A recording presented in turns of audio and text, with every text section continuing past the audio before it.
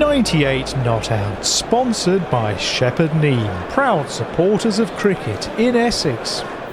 Welcome back. That was a bit of Turing breaks there, especially for our telephone guest, Mr. Paul Newman from the Daily Mail.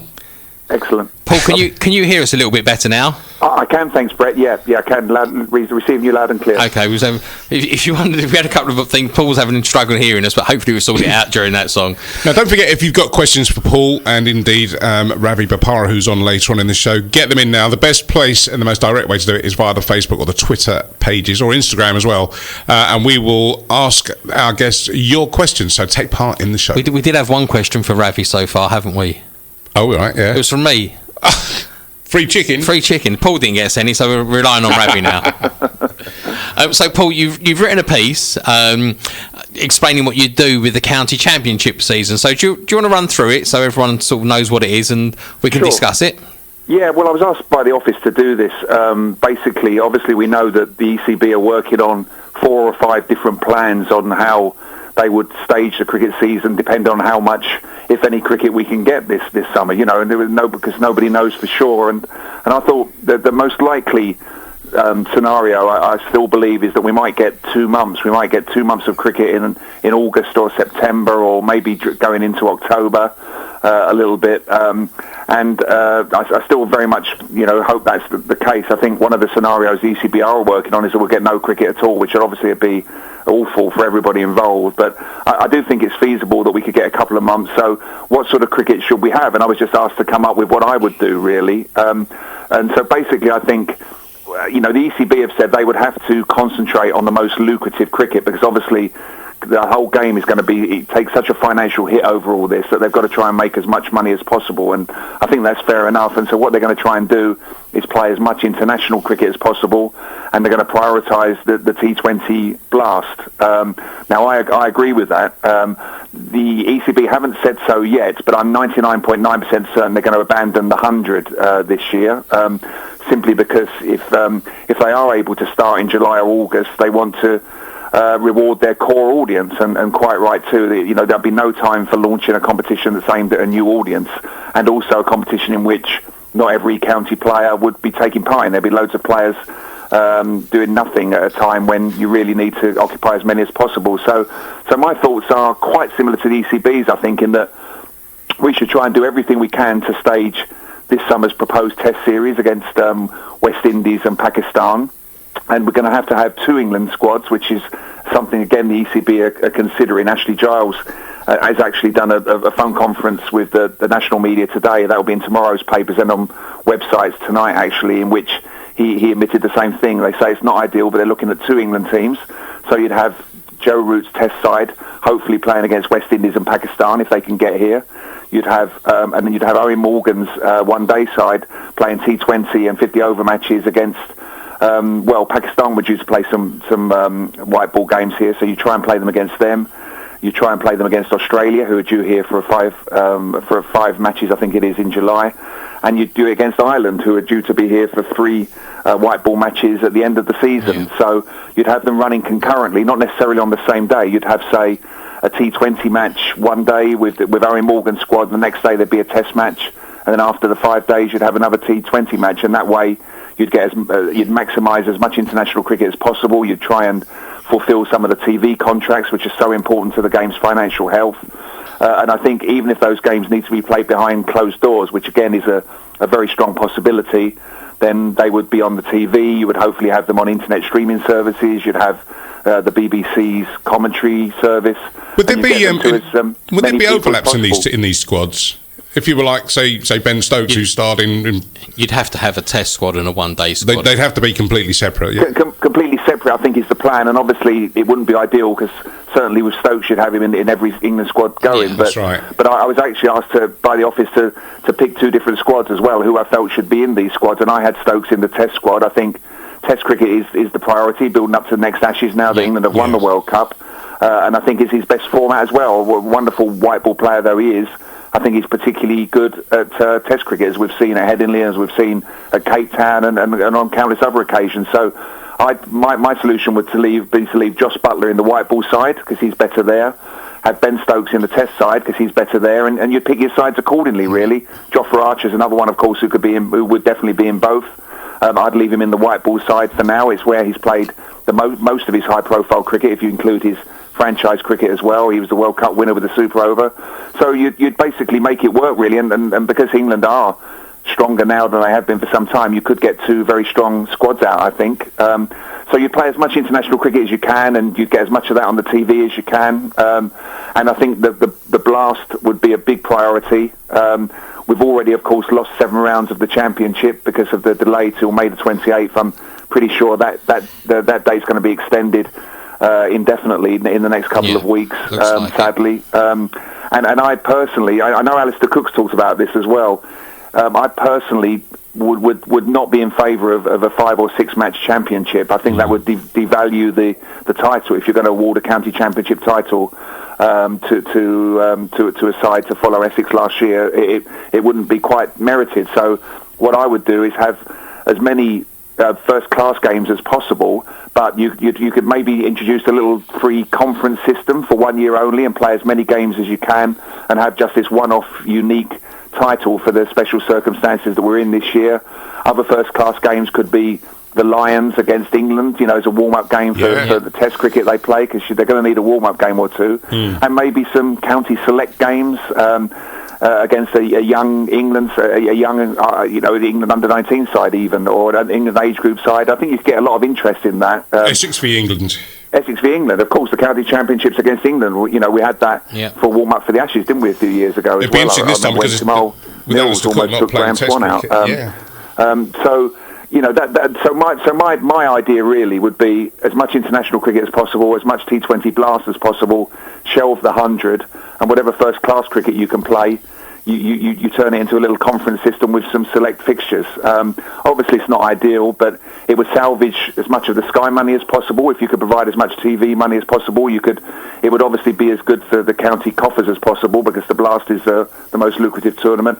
I'm afraid the 50 over cup is postponed for the season, and the championship is postponed for the season, but you will have some first class cricket, and I just hope and pray that we are able to have 2 months worth of cricket, because I think it would be a national celebration, and we'd all relish it all the more, going to Chelmsford, going to Lords, going to wherever we can, I think on a positive side, Ashley Giles, I've just had a little news flash come up myself as well. He's actually hoping the West Indies can tour in July. So, yeah, I mean, I was on that call with him this morning. He didn't. Well, unless he said something different to the broadcasters, who I think had different press conferences to the written media, but he didn't put a date on it to us. He just said that he's in constant contact with the boards of West Indies, Pakistan, Australia and Ireland, the teams that are due to tour here this summer, and they're all flexible. They're all determined to get it on if they can, and he virtually ruled out June. I think that's looking too optimistic now. He didn't say July as such in our conference call, but I got the impression it might be more August, or just basically when they can, when the government give the green light, when it's safe to do so, when they can, they talk about playing in a bubble to try and just not exactly open the doors to people, but to play it in front of the minimal amount of people as possible that you need at these things, and get it on. So I think July is a possibility, but he was very careful not to put a timeline on it when he spoke to us this morning, that's for sure. Was there any talk of how long it would actually take them to get the game back up and running from when this lockdown ended? Did anyone sort of know, or are there any discussions taking place, do you know? Well, I mean, from a player's point of view, Gilo said obviously they're keeping as fit as possible. They've all got very good gym equipment at home now. Certainly the England players have. They're all allowed to exercise once a day, and he said there'd be no excuse for them not to be fit as soon as they get the green light.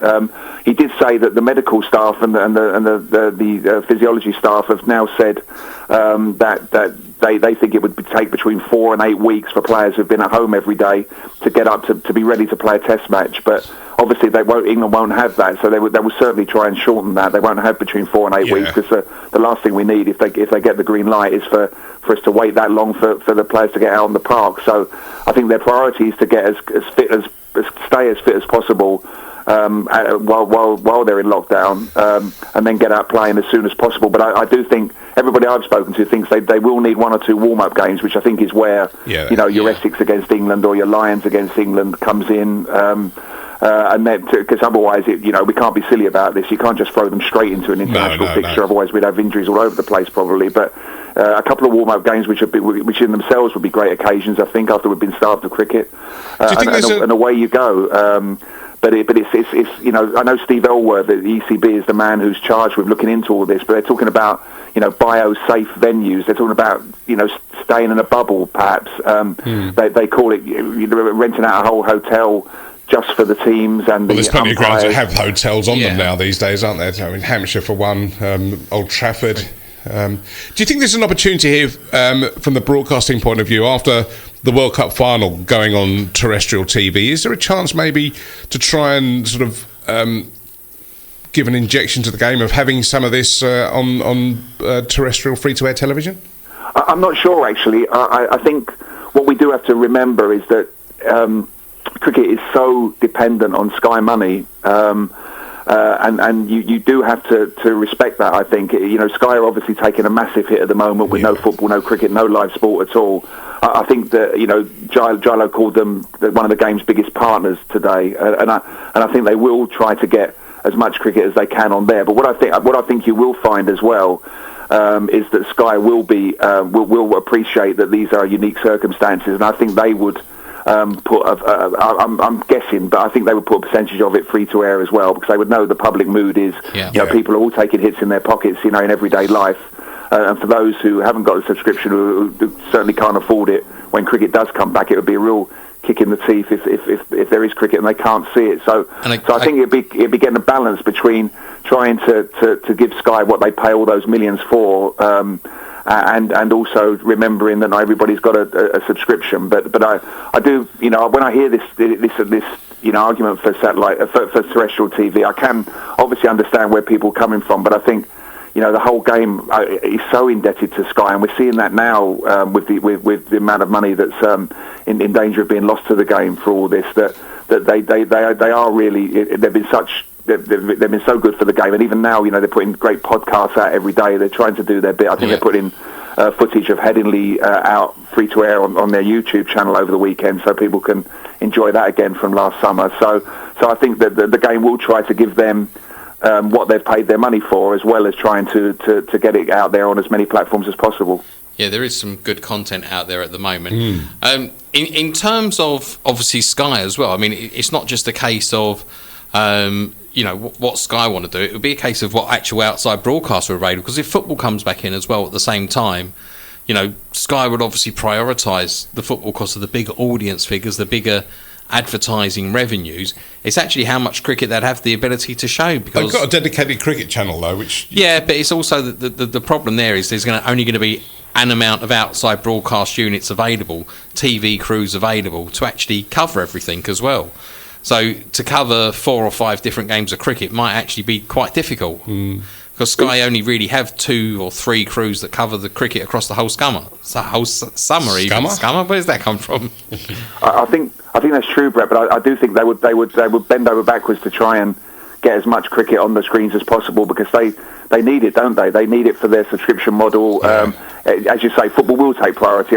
Sadly, we all know that football's such a big beast these days, and we've seen all the arguments are going on over players' pay and clubs' pay and all the rest of it in the last couple of weeks. I mean, cricket has been a bit more civilised than a lot of the football conversations is going on. Maybe because it's a smaller sport and there's not so many millions involved, but it's still, cricket's still a big business, and I think Sky will try to get as much cricket on as possible, even if football is hogging things. It's only on for an hour and a half. However many matches they've got to squeeze in.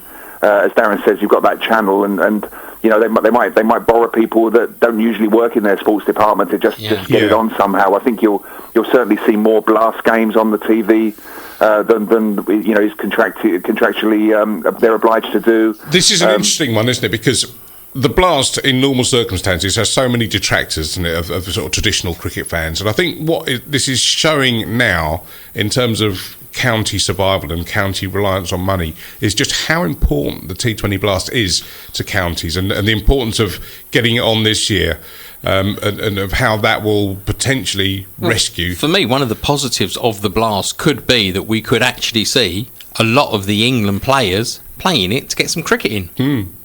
I think that's right.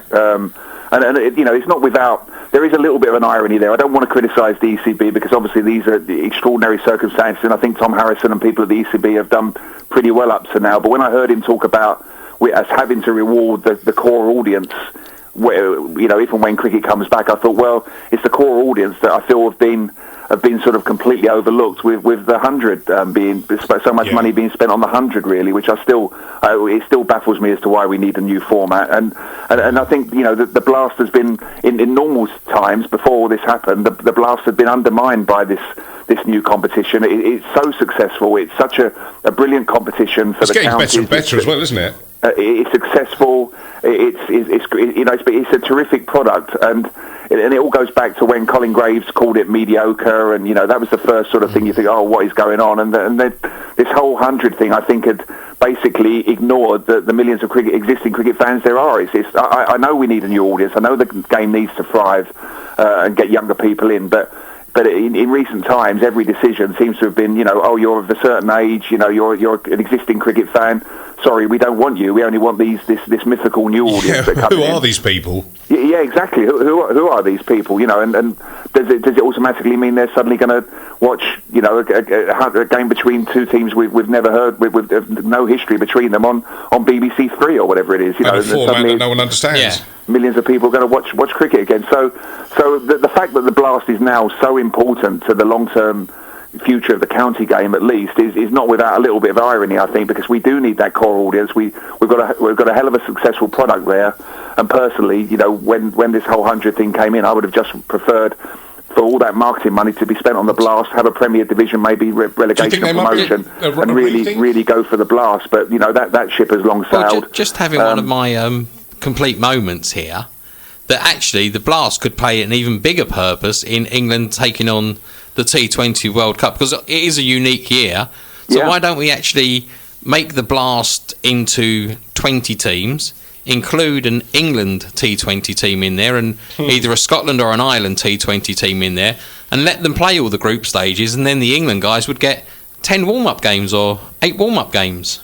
Well, do you know what? I think you've stumbled on a brilliant idea there, Brett. I think that's a terrific idea. I mean, I do think that it would probably have to run concurrently with the test that we hope to play. So I think you'd obviously have to take the England Test team away. But this white ball squad we've been talking about, why shouldn't they compete in the Blast? That'd be fantastic preparation for what we still hope is a World 2020 Cup in Australia in October and November. So I mean, the theory there is actually that you could then focus it on the T20 squad as the big focus. The Red Bull squad becomes whatever the Red Bull squad who isn't going to go to the T20 World Cup. Yeah. If that does mean that they're taking Joe Root to the T20 World Cup and he doesn't play Red Bull cricket for the summer, then surely so be it. If that's the case, get the best England side in there, let them play 8 to 10 white ball T20 games, and it gives them a good run-up and a good warm-up before the international summer as well. I think that's an excellent shout. That's something that I hadn't thought of, I must admit, and I've not heard anybody in the ECB or anywhere talk in those terms, but that's definitely an idea. There you go, Paul. You got a news story. If you want to credit me, you're more than welcome to. If you want to take all the credit yourself, feel free. No, don't worry. Hopefully there are people listening to this. I wouldn't dare nick the idea myself. Well, to be fair, a couple of things we said seem to have appeared by the ECB a few days later, so you never know. Genuinely, that sounds a very good idea. I'll certainly try and put that in, float that one out there when I next get the chance. I mean, not only that, it would guarantee whatever group they go into, the counties would get some decent full houses. The audience's TV and physical will be amazing. Do you think there's a chance for a rethink of the 100 on the back of all this? Sorry, Darren, say that again? Do you think there's a chance of the ECB having a rethink about the 100? I don't think so. I think they're so far down the path. They've staked their reputations on it. They've spent so much of their marketing budget on it. So many of the millions that the ECB's had on reserves for a rainy day, and you're never going to get a rainier day than the one we're experiencing at the moment. But so many of those millions for reserves have now gone into the 100. I think there's too much at stake now. They're so determined for it to work. Sky are very pro it. The BBC seems to be very pro it. That I think that they will just try to bring it back all bells and whistles next summer. Really, please God, we're back to normal next summer, and they'll launch it then. I'm pretty sure they won't do it this year, but I don't think there's any lessening of their resolve to get it happening. I'm afraid. Do you know what I think they can do next summer is they can really look at this format of the Red Bull cricket, and maybe I know again it's one of those out there suggestions, is let's get it down to three teams of 6, 3 groups of 6, 3 divisions, yeah, for a couple of seasons, which gives players playing a little bit less red ball cricket a little bit more time to get a bit more cricket in. It gives them a good chance to focus on the 100 properly, the T20 blast properly, and a 50 over competition, as well as a decent red ball competition. Yeah, I mean, I've certainly heard that one been suggested before, 3 divisions or conferences. I think Lord McLaurin, going back to his day, was in favour of that. I'm not sure personally. What I do know is we can't be playing 7 games before the end of May, can we? The championship. I mean, it's just ridiculous, and playing so late. I mean, sadly, that the championship decider between the top 2 was pretty much ruined by rain at Taunton last summer. Obviously, we had that thrilling last day, and the good guys won. It was ruined by Carl Abbott the week before, wasn't it? Well, yeah, that's right. Yeah, but you can't have the championship being played on the margins. You've got something's got to be done. That's for sure. And the 3 division system is as good as any, really. Yeah. They've got to I mean, something has to give, really, which is why I believe there was no need for a new format in the first place, and I don't think it's going to be the panacea for millions of kids to suddenly take up cricket. I hope it is. I've said to people at the ECB, I'd be absolutely delighted to be proven wrong. There'd be no schadenfreude or anything like that. I'd be delighted to be proved wrong if this is the game's salvation. But they've just won the 50 over World Cup. Now 50 over cricket is going to be completely marginalised in England. So where's the trying to build on all the people seeing how good the 50 over game can be? Potential new audience. You've got the T20 has been a terrific success. It's been the short form to save the world game, really. In these newer, modern impatient times when cricket does seem to be such a long game for a lot of modern tastes. That works brilliantly. Your Championship and Test cricket is still a fantastic product that needs protecting. Yet we want to produce another format. Crazy, and we've got to do something about the Championship. And as you say, maybe this crisis it will focus minds. Maybe this will give people the time to think about what we really need to do and come up with a better structure for next summer, as you say. They've certainly got plenty of time to think about it. To me, it's 4 less games. It's a bigger intensity. The division of 6, 5 home, 5 away games. Each game becomes very meaningful. Yeah. And you're going to need to set out and play decent hard cricket from the start. There'll be no cruising through some odd fixtures, as I know some of the sides do when it gets nearer the T20. They know they're not going to go up from the 2nd division at that point. They know they can't go down. Similar in the 1st division, they kind of just switch off at that point, and we're waiting for a white ball season to start, and maybe it will focus people's minds a bit better.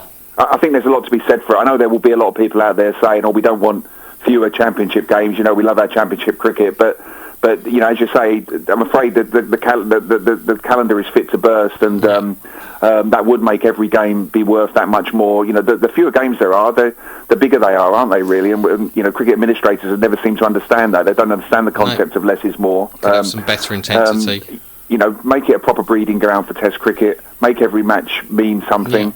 Yeah. I don't know. I sometimes think, do we really want 3 different conferences? Will that get a bit confusing or whatever? But certainly, you've got to. It's an option. You've got to find some way of improving what it is now. That's for sure. Because otherwise, spin bowlers are going to disappear.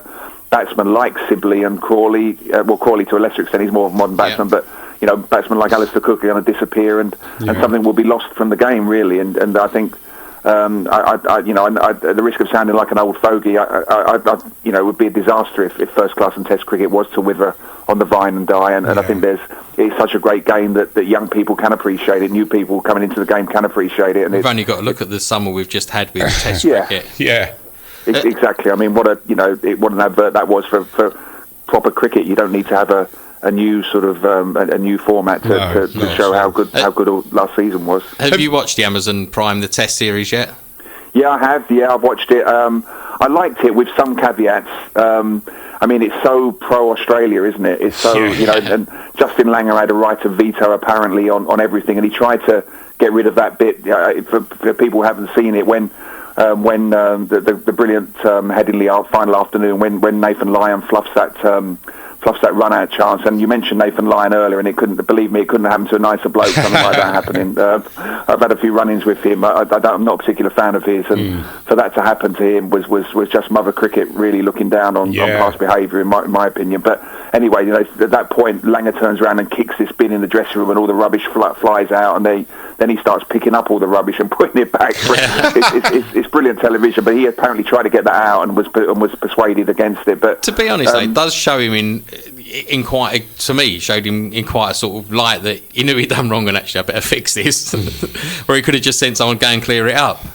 Yeah, no, it did really. That's why I was surprised he wanted it taken out. But clearly Cricket Australia had editorial control, and clearly the whole object was to make them look nice. Because as you touched on earlier with Ian Gould, there was a horrible culture within the Australian team for a couple of years, and it all sort of built up to the Sandpaper Gate. They weren't banned. People said how harsh the sentences were, but Steve Smith and David Warner weren't banned for a year just for that. It was a toxic, unpleasant culture. So this whole exercise was clearly aimed at trying to portray them in a much more positive light. And it's fascinating, isn't it? I love the documentary. I prefer the Sunderland one because that's on Netflix, the Sunderland football one, because basically Sunderland had no control over it editorially. So it's really the full story. And as a Spurs fan, I'm dreading the Spurs one that's going to come out on Amazon because after all that's gone on this season. But I think Spurs have got editorial control over that, so hopefully it won't be too embarrassing for Spurs fans. But I think I'd recommend anybody who hasn't seen the Test. I'd thoroughly recommend it, especially the episode where England win at Headingley. That's fantastic. But and Justin Langer does come out of it pretty well, really. Yeah. But it's that's another way I think it's been mooted that teams could, TV companies could earn their money if more teams had these fly on the wall documentaries. As part of it. They're fascinating, aren't they? When we come back, and there could be some more sort of products for people to see there. But it's good to see. Paul, on a different tact, we've talked about England and the professional season, but club cricket is in a really precarious situation throughout all of this. Have you got any thoughts about what can salvage a season or the future? I mean, I know a lot of clubs are really struggling to see how they can keep going or how long they can keep going. Have you got any ideas on the future or how club cricket deals with this situation? I wish I did. I really wish I did, Darren. But the answer is I don't have the answers, to be honest. It's just it's a heartbreaking situation, isn't it? My own club, Chigwell, they're in the same position. Everything's up in the air at the moment. We're only a small club. Financially, I don't think it will cost us too much. I don't think they paid for it's talk we can get our ground rent back this year. We rent a ground. It's just heartbreaking for millions of players. And I haven't got any answers. I can't even come up with anything, to be honest, other than the hope that it's over as soon as possible and people get out there playing. And even if, club cricketers in particular could maybe play throughout October if we've got the all clear by then, and try and get claw back as much cricket as possible, and as bar take-ins and the rest of it, they need to keep going then. Because that's where it all starts, if you watch, and I think that was the sort of trajectory that England cricket or the ECB were on in bringing things like the All-Stars and the Dynamos or whatever else, was to basically get people not only interested in watching cricket, but playing and going down to local clubs and getting involved and taking it up. And I know there's a big world out there, but we are a cricket show, so we want to try and keep a cricket perspective on what's going on. But the timing of this for cricket is pretty tragic, really, isn't it? Well, especially it's hit right at the start of our season, isn't it? Which I think is why England, as a whole, have been more affected by this cricket-wise than any other country, because it threatens to wipe out all of our season if the worst happens. I just feel for any club really, and I haven't got the answers other than to hope they can all somehow hang on in there. Hope that there'll be some money to be had from the ECB or someone if they can, or and that they can just return to normality as soon as possible. You played Turin Breaks earlier. Obviously I've mentioned to you before. I'm sure the drummer of Turin Breaks is my club captain. Yeah. Rob Allen. It'd be nice for you guys to maybe get him on here. Yeah, we will. Don't worry, we will. He can talk you not only through a bit of music, but he can tell you about how our club are approaching things, and he's embroiled in club cricket. He'll be able to tell you how the club cricketer is coping with this better than I can really. But no, I don't know the answer to that, and I just hope that clubs can hang on in there and return with a vengeance when we get the all clear. Well, let's all look forward to happier times and getting out there and hearing the sound of leather on willow. Paul, you've been fantastic. Many, many thanks for your time. Really, really enlightening to hear your thoughts and a lot of interesting debating points there. I'm sure we'll get some feedback on our social media as to what's going on. But from Brett and I and everyone at 98 Not Out, thank you so much. You're very welcome, and I hope Ravi is well, and tell him it's such a shame he left Essex, but never mind. I'm sure he's he's looking forward to getting back out there for Sussex as soon as he can. But many thanks, guys. Always a pleasure to speak to you. Cheers, Paul. Thanks a lot.